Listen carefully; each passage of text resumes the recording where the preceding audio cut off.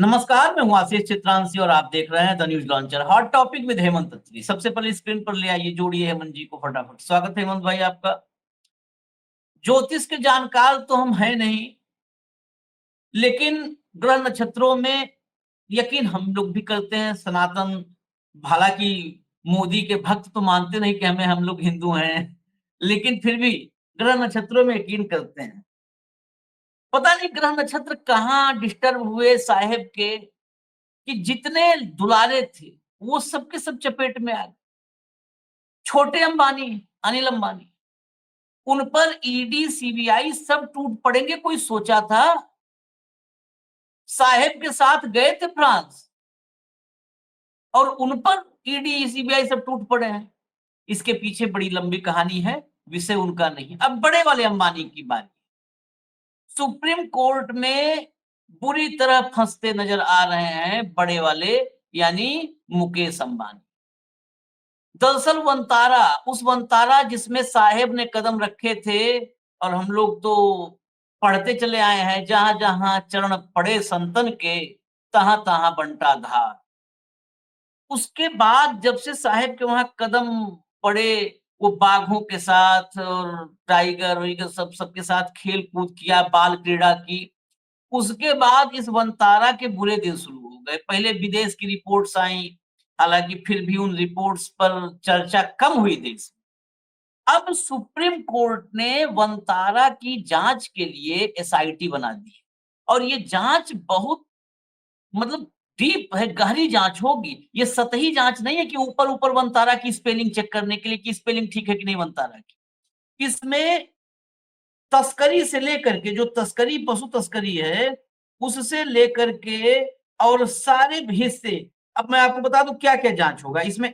पशु कल्याण, आयात निर्यात कानून, वाइल्ड लाइफ तस्करी, पानी, कार्बन क्रेडिट के दुरुपयोग जैसे सभी मुद्दों की जांच होगी। सुप्रीम कोर्ट में 2 जजों की बेंच थी, जस्टिस पंकज मित्तल और जस्टिस पीवी वराले। इन दोनों जजों की बेंच ने एसआईटी का गठन कर दिया है, जो वंतारा की जांच करेगी। यही सबसे बड़ी खबर है कि मुकेश अंबानी के वंतारा की जांच एसआईटी करेगी और सुप्रीम कोर्ट की बनाई एसआईटी करेगी।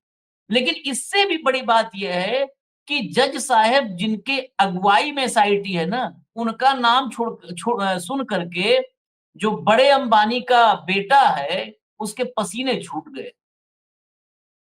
क्योंकि इस एसआईटी की अगुवाई करेंगे जस्टिस चेलमेश्वर। जस्टिस चेलमेश्वर इस दौर में, जब न्यायपालिका को लेकर के तमाम तरीके की टीका टिप्पणियां शुरू हो गई हैं, आशंकाएं लोग जाहिर करने लगे हैं, उस दौर में भी जस्टिस चेलमेश्वर का नाम बहुत सारे लोग सम्मान के साथ लेते हैं। जस्टिस चेलमेश्वर उन 4 जजों में शामिल हैं जो सुप्रीम कोर्ट के चीफ जस्टिस दीपक मिश्रा के को लेकर के और कोलेजियम में गड़बड़ियों के आरोप पर सुप्रीम कोर्ट में प्रेस कॉन्फ्रेंस किए थे। पहली बार हुआ सुप्रीम कोर्ट में, इतिहास में, भारत के आजाद भारत, जो जिसमें गोगोई साहब भी थे, और बाद में गोगोई गंगा में नहा लिए, भाजपा के गंगा में। गोगोई भी थे, गोगोई थे, जस्टिस चेलमेश्वर थे। तो जस्टिस चेलमेश्वर की अगुवाई में एसआईटी है, और इस एसआईटी में जस्टिस राघवेंद्र चौहान, पूर्व चीफ जस्टिस उत्तराखंड और तेलंगाना हाई कोर्ट, मुंबई के पूर्व पुलिस कमिश्नर हेमंत नागराले, और कस्टम के अधिकारी अनीश गुप्ता। विशेषज्ञों को रखा गया, कस्टम वाले को रखा गया है, जो विदेश के साथ लेन देन पशुओं का हुआ है, उसमें मुंबई के पुलिस कमिश्नर को रखा गया है। तो बड़ा सोच समझ के एसआईटी बनाई। मामला था, कहते हैं लोग, कि एक चींटी भी हाथी को मार सकती है, लेकिन यहाँ पर एक हथिनी माधुरी का मामला है।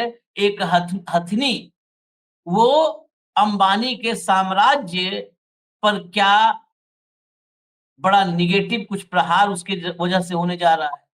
बड़ा धार्मिक आस्था के केंद्र में एक मठ में थी वो माधुरी नाम की हथिनी, और उसी के ट्रांसफर को लेकर के जो विवाद शुरू हुआ, वो विवाद आखिरकार वंतारा की जांच पर आकर के ठहरा है। मामला लीगल भी है और मामला टेक्निकल भी है।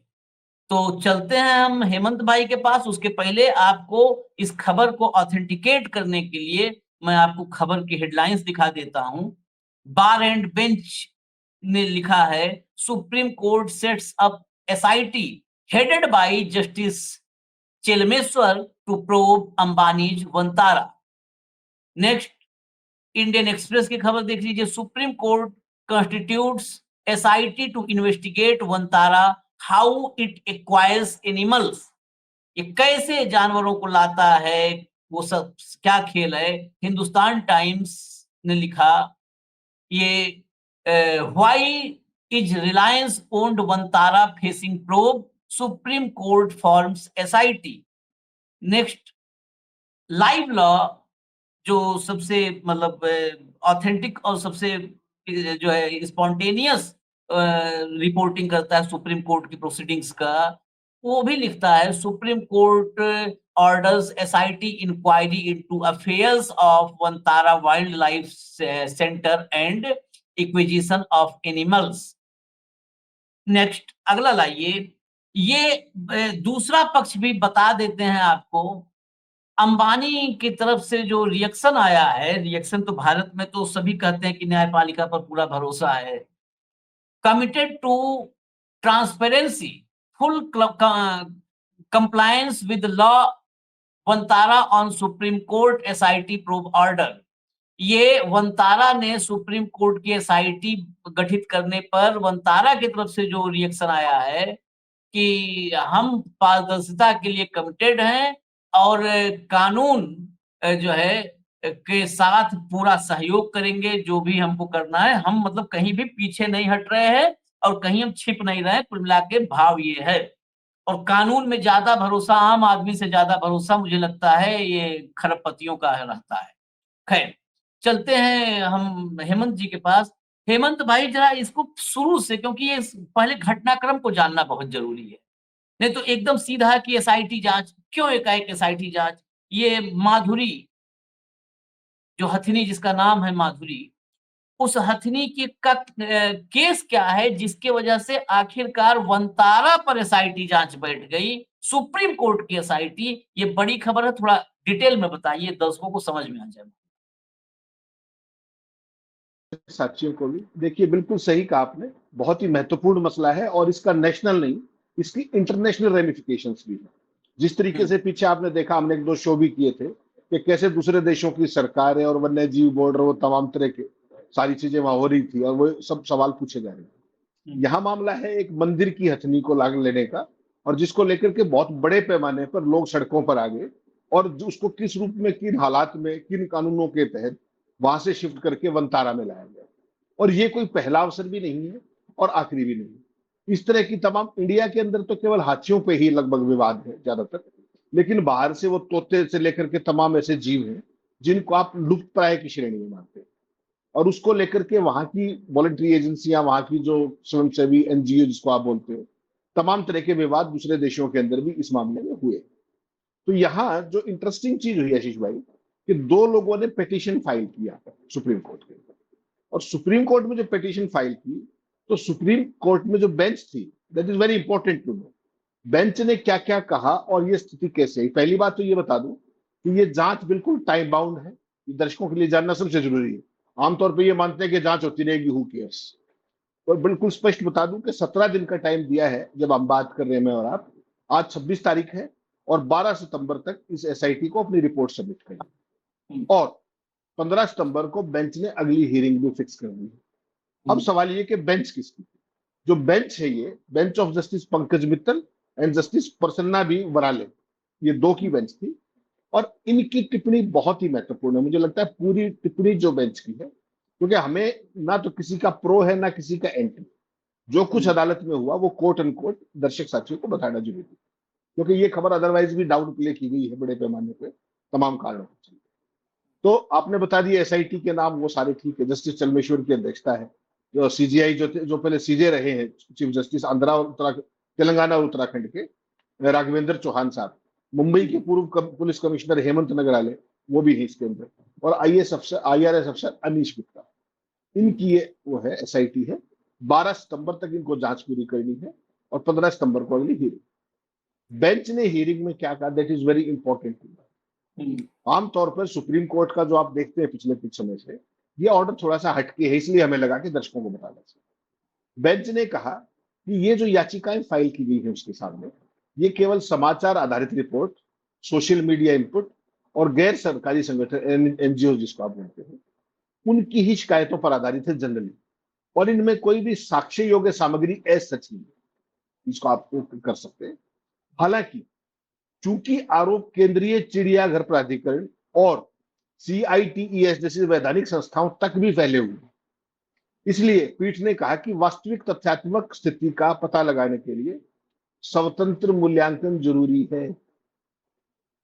Got the point. इंटरनेशनली जिस तरह की बातें हैं, प्लस जो विद इन कंट्री जिस तरह के लोग सड़कों पे आ रहे हैं बड़ी संख्या में, तो अदालत ने पहली बार एक प्रोएक्टिव स्टांस लिया कि इसका एक स्वतंत्र मूल्यांकन आवश्यक, और न्यायालय ने आदेश दिया कि हम बेदाग निष्ठा और उच्च प्रतिष्ठा वाले सम्मानित व्यक्तियों जिनकी सार्वजनिक सेवा का लंबा अनुभव हो कि एक विशेष जांच दल यानी कि SIT के गठन का निर्देश देना उचित समझते हैं। Deem it fit to order inquiry. SIT को कई, ऐसा नहीं है कि ओपन एंड शट केस, जैसे आप महबूबाबाद के केस में देखा होगा आपने कि एक FIR लगी, जुट पड़े उसके सारे कागज बरामद करने उसके सारे, वो नहीं, स्पेसिफिक पॉइंट्स दिए गए हैं रेफरेंस के कि किन पे जांच होगी।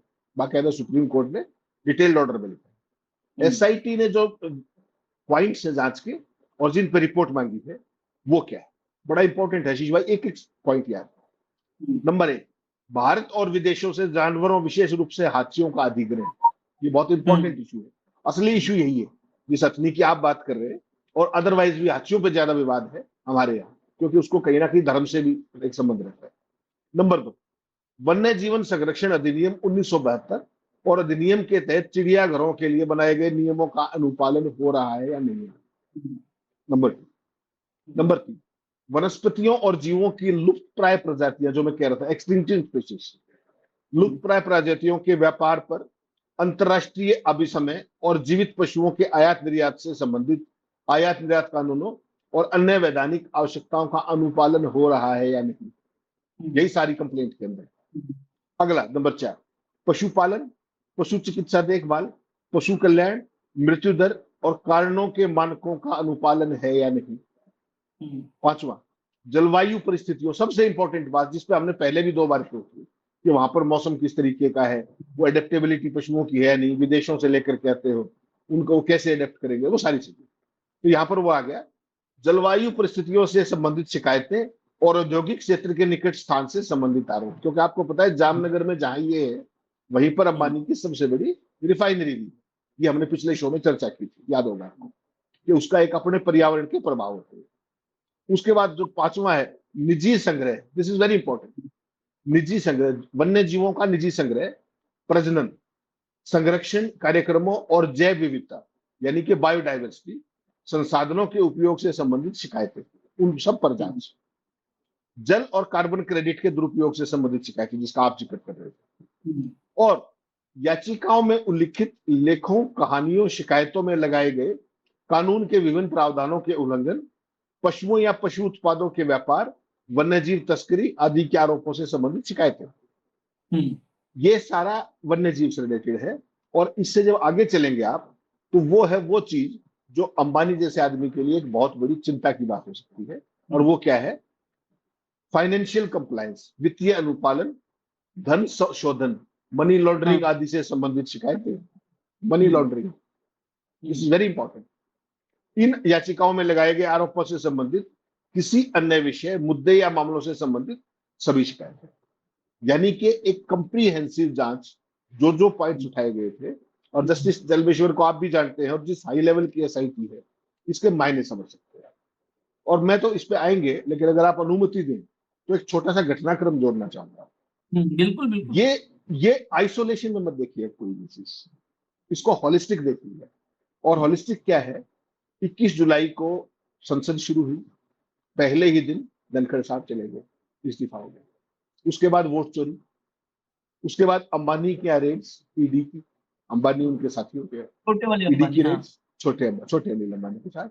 उसके बाद ज्ञानेश कुमार की प्रेस कॉन्फ्रेंस, उसके बाद राहुल गांधी की वोट बचाओ यात्रा, उसके बाद कल फिर सीबीआई की जांच छोटे अंबानी के यहाँ, कल फिर रेड परसों, और अब बड़े मुकेश अंबानी का जो सबसे देखिए, ये इसमें हो सकता है कोई पैसे वैसे का बहुत ज्यादा मामला उनका ना हो, लेकिन उनका जो बेटा आकाश अंबानी है, उसका ये फेवरेट प्रोजेक्ट है, आपको भी पता है, रिलायंस फाउंडेशन।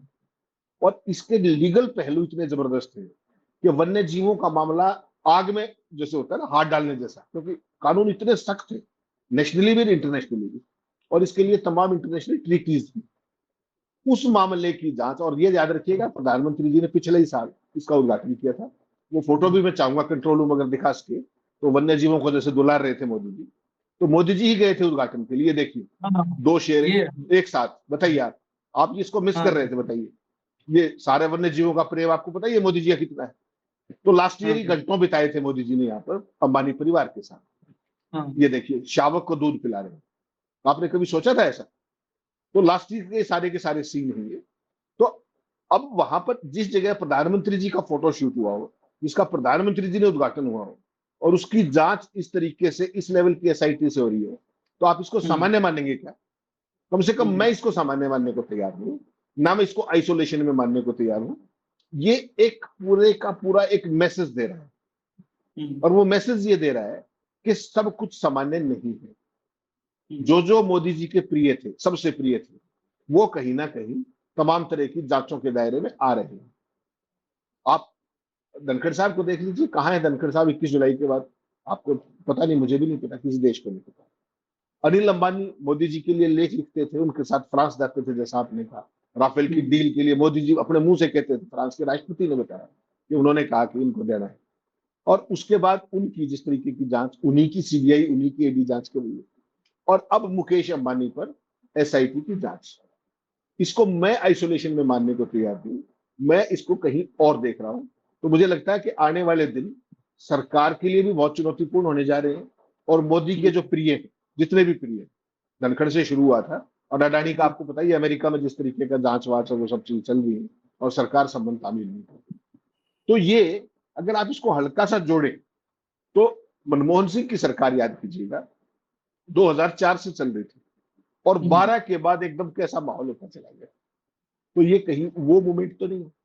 ये सवाल मैं आपके लिए और दर्शकों के लिए छोड़ रहा हूँ। हम्म। नहीं, आपने उपग्रह नक्षत्र से मैंने जो शुरुआत की थी, उपग्रह नक्षत्र आपने भी दिखाई दिए कि थोड़े गड़बड़ से लग रहे हैं। मैं वो एक बस खाली वो करेक्शन, जिससे दर्शकों को ये न रहे कि आगे कमेंट में हम लोग की बातें बड़े गौर से सुनते हैं। ये प्रोजेक्ट अनंत, इसमें आकाश नहीं, अनंत, सॉरी सॉरी, अनंत। अनंत का है, बहुत ज्यादा इसमें डूबे हुए हैं अनंत अंबानी।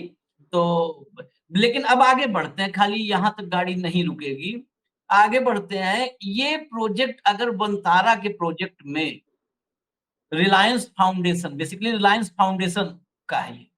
रिलायंस फाउंडेशन अगर, मैं अगर मगर की बात कर रहा हूं, चेलमेश्वर साहब है इसलिए इतनी बात करनी पड़ रही है। मैं क्लियर कर दूं, हालांकि आज के दौर में कभी किसी पर बहुत अति विश्वास नहीं किया जा सकता है, लेकिन अभी आपके साथ हमने शायद कल ही खबर की थी कि, हाँ कल ही, मिड डे मुद्दा में, कि 18 इस देश के बड़े जजों ने, सुप्रीम कोर्ट, हाई कोर्ट के जज ने चिट्ठी लिखी है अमित शाह को, जो सुप्रीम कोर्ट के पूर्व जस्टिस सुदर्शन रेड्डी, जो अपोजिशन के उपराष्ट्रपति पद के उम्मीदवार हैं, उन पर जिस तरीके की छीटाकशी और जैसी बयानबाजी अमित शाह कर रहे हैं, उस पर चिट्ठी लिखी। अमित शाह को चिट्ठी लिखने वालों में जस्टिस चेलमेश्वर भी। तो इसी से समझिए कि अगर शाह को चिट्ठी लिख रहा है कोई, तो इतना तो उसके अंदर साहस होगा। शाह को चिट्ठी लिखने के लिए साहस चाहिए। उसमें जस्टिस एक्टिविस्ट, ओक थे। जितने भी जज हैं सारे एक्टिविस्ट जज हैं, बहुत ही बढ़िया, मदन बी लोकुर और ये सारे लोग हैं। हाँ, हाँ, आज की जस्टिस तारीख में अभय, सरकार, हाँ अभय जस्टिस ओक अभय है। ओक, हाँ, आज जिनको की तारीख हमने में मतलब चिट्ठी लिखने के सुप्रीम लिए कोर्ट सीना में चाहिए भाई। उतना ग्रैंड, उतनी ग्रैंड विदाई हमने देखी नहीं, जैसी जस्टिस ओक को दी वकीलों ने। मतलब वो बिल्कुल सुप्रीम कोर्ट में एक रिकॉर्ड ही बन गया। तो इसलिए हम इसकी चर्चा कर रहे हैं कि जस्टिस चेलमेश्वर हैं, और अगर इस एसआईटी जांच में रिलायंस फाउंडेशन पर कहीं धब्बा लगा, तो मुझे लगता है कि धीरू भाई ने जब से शुरू किया, आरोप प्रत्यारोप तो हर बिजनेस हाउस पर लगता है। लेकिन मतलब कभी भी कहीं पर घिरे नहीं, रिलायंस कहीं घिरी नहीं, रिलायंस पर धब्बे नहीं लगे। इस स्पॉट के बाद अगर ऐसा लगा कुछ स्पॉट, तो एक तो बेटा डायरेक्ट आएगा गिरफ्त में, डायरेक्ट गिरफ्त में। दूसरा क्या, अंबानी के साम्राज्य पर भी इसका नेगेटिव इंपैक्ट नहीं पड़ेगा, ये सर्टेन क्योंकि साख सर्टेन और साम्राज्य जुड़े हुए हैं। बिल्कुल। साख गई तो है? आशीष भाई एक बात मत भूलिएगा, 98 में अटल जी की सरकार थी और हाँ, धीरू भाई के यहाँ सीबीआई की एक जांच होगी थी हाँ, और सीबीआई हाँ, डायरेक्टर को जाना पड़ा था। हाँ, याद हो आपको? हाँ, सीबीआई हाँ, डायरेक्टर को जाना पड़ा था, वरना उसके फॉल आउट आप समझ सकते हैं क्या है। हाँ, और यहाँ अभी चूंकि हम बात कर ही रहे थे, न्यायालय ने जो कल बेंच ने ऑर्डर किया है वो बहुत एग्जॉस्टिव ऑर्डर है। उसने क्या क्या कहा है वो जानना बड़ा जरूरी है।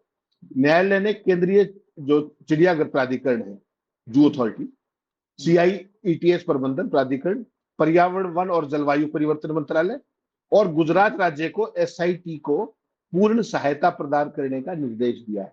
अपने ऑर्डर के अंदर ही दिया है। ये नहीं है कि वो कहीं आए और तुम अपने इधर उधर जो कुछ वो मांगे, डॉक्यूमेंटेशन, जो भी रूल्स रेगुलेशन वट उस सब में मदद करने का। नंबर एक, न्यायालय ने आदेश किया है कि SIT वनतारा केंद्र का फिजिकल वेरिफिकेशन भी करेगी, यानी कि दे विल पर्सनली विजिट, भौतिक सत्यापन करेगी, निरीक्षण करेगी जाकर के।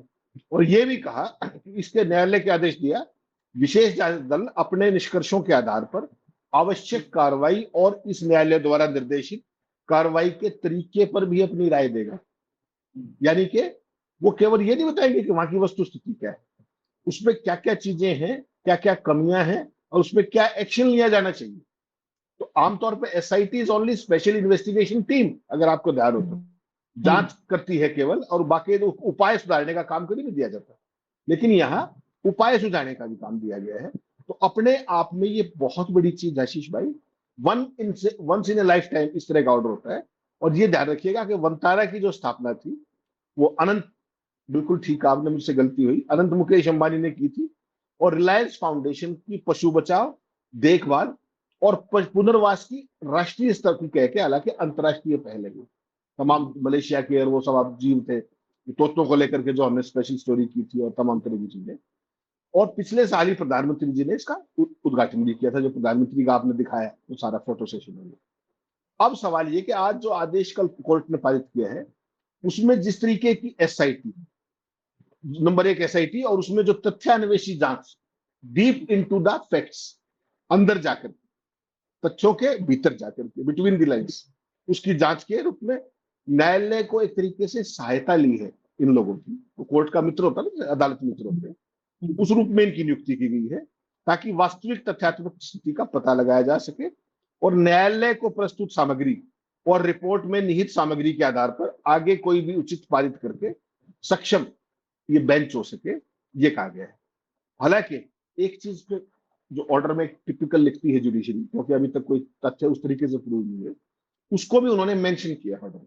और उन्होंने कहा है कि हालांकि ये आदेश न तो याचिकाओं में लगाए गए आरोपों पर कोई राय व्यक्त करता है और न ही इस आदेश को किसी भी वैधानिक प्राधिकरण या निजी प्रतिवादी वनतारा की प्रणाली पर संदेह उत्पन्न करने वाला माना जाना चाहिए, यानी कि without commenting on the merits of the case. तो सवाल ये है कि मुकेश अंबानी जैसा ताकतवर व्यक्ति, उस पर तमाम तरह की ये जो वनतारा को लेकर के आपने देखे देश में भी विदेश में तमाम आरोप इस तरीके लगे थे। लेकिन all of a sudden supreme court से, और सुप्रीम कोर्ट ओपनिंग इस बात से कर रहा है कि फैक्ट्स नहीं है फाइल पर, तथ्य नहीं है, उसके बावजूद भी अगर जांच के आदेश हो रहे हैं तो आप मतलब समझ लीजिए ये आने वाले दिनों का एक संकेत मुझे लगता है। और अगर इसमें कोई जिस तरह जस्टिस चलमेश्वर और इन सब का रवैया है उसका आप अंदाजा लगा सकते हैं दर्शकों को। अच्छा, एक फाइनल सवाल, बस 1 मिनट में जवाब इसका चाहेंगे। ये बहुत सारे खबरें बहुत सारी आ रही हैं, लगातार आ रही थी, आपके पास भी सब संकलित होंगी खबरें देश भर में कि ये चिड़ियाघर भी अब वनतारा के प्रबंधन में जाएगा, ये चिड़ियाघर जाएगा, मतलब जितना चिड़ियाघर जू है सब धीरे धीरे की सब शिफ्ट हो जाएंगे। क्या वो सारा का सारा, कुछ की चिट्ठियां भी शायद दिल्ली जू के वाली चिट्ठी भी शायद आई गई बहुत थी, चिट्ठी भी आई थी उस समय हम लोग। लगातार वायरल थी, लगातार वायरल। हाँ, ये अगर SIT जांच वनतारा पर ही लग गई है और SIT जांच में कुछ भी आ जा गया तो ये प्रोजेक्ट तो फिर जड़ से खत्म। बाकी क्या एक्शन होगा, क्या रिएक्शन होगा, वो बात की बात है। लेकिन ये जैसे जैसे अडानी जी हैं, अडानी जी जो काम करते हैं तो उस काम से जुड़ा हुआ देश भर में खोज खोज के अगर उससे जुड़ा हुआ कुछ भी है तो अडानी को दे दिया जाता है। उससे जुड़ा है, तुमसे काम करते हो ना, ये भी लो। तो वैसे ही ये वनतारा लग रहा था कि पूरे देश के चिड़ियाघर वनतारा के ही जो है उसमें प्रबंधन में चले जाएंगे। क्या अब अगर ये जांच, अच्छा हालांकि एसआईटी बैठने से भी सवाल उठ रहा है सरकार पर, सुप्रीम कोर्ट ने एसआईटी बिठाई, क्या सरकार को ये सब जांच नहीं करवानी चाहिए थी जब ये सब लेटर आ रहे थे? सरकार ने कोई नहीं, जांच करवाई थी कि बस इसलिए कि वो छोटे अंबानी का है, मतलब बड़े अंबानी के छोटे सुपुत्र का वो मामला है, तो दे दो, सबका प्रबंधन वही कर ले। आशीष भाई, जिसका ताऊ प्रधानमंत्री हो, जिसका हाँ। ताऊ आकर के सारे कार्यक्रम का उद्घाटन करे, शादी हम्म, में 2-2 घंटे रहे, उससे आप क्या उम्मीद करते हैं? उस देश के अंदर जो है नया भारत जो बनाया है मोदी जी ने 14 के बाद, उसमें आपको लगता है कि इस तरह की जांच सरकार कराएगी? और कितने विवाद हुए, कोई एक विवाद नहीं है। ये जो हथनी हम्म, वाला आपने जिक्र किया, इस पर लगातार लोग सड़कों पे रहे हैं। हाथियों को लेकर के लगातार वहां पर वो रहा है। बाकायदा एक डॉक्यूमेंट्री बनाई गई सारी की सारी, लोगों ने, कोल्हापुर एक्टिविस्टों ने, सब बहुत तरीके बवाल से। हुआ है, जी कोल्हापुर में बहुत बवाल। हाँ, लोग सड़कों पे रहे भाई लंबे समय तक, और वो सारी की सारी चीजें किसी भी स्तर पर जांच की। आप ये देखिए ना, इतने हाथी किन स्थितियों में कैसे ट्रांसपोर्ट होते हैं, कैसे उनका, आप सोच कर देखिए, कभी अगर आपको गाय लानी पड़ जाए ना गांव से, यूपी से अगर नोएडा लानी पड़ जाए, परमिट ले लेके आपके होश फाख्ता हो जाएंगे, 2 महीने लग हाँ। जाएंगे आपको परमिट लेने में। गाय की बात कर रहा हूँ, पालतू पशु की। और हाथियों के लिए तो, या बाकी वन्य जीवों के लिए तो किस तरह के प्रोटोकॉल्स होते होंगे, केवल आप सोच सकते हैं। और उन सब को लेकर के सवाल उठते रहे। कभी किसी तरीके की कोई जांच, इससे पहले हमने तमाम शो किए, कहीं कोई जांच की बात नहीं हुई। सेंट्रल जू का, दिल्ली चिड़ियाघर का, तमाम तरह की चीजें आई, कहीं कोई वो नहीं।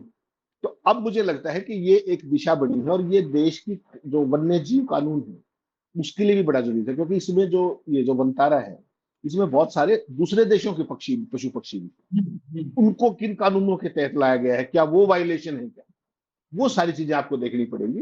प्लस जो पड़ोस में जामनगर की इतनी बड़ी जो रिफाइनरी है, उसका पर्यावरण पर क्या प्रतिकूल प्रभाव है, इन वन्य जीवों पर क्या प्रभाव है, वो भी एक अपने आप में बहुत महत्वपूर्ण सवाल है शीश भाई। तो मुझे लगता है एसआईटी उस सारे पे they will look to seriously, और they will find a way forward for the supreme 12 तारीख अगस्त खत्म होने वाला है, 12 सितंबर ये तारीख है जब तक एसआईटी अपनी रिपोर्ट सबमिट कर देगी।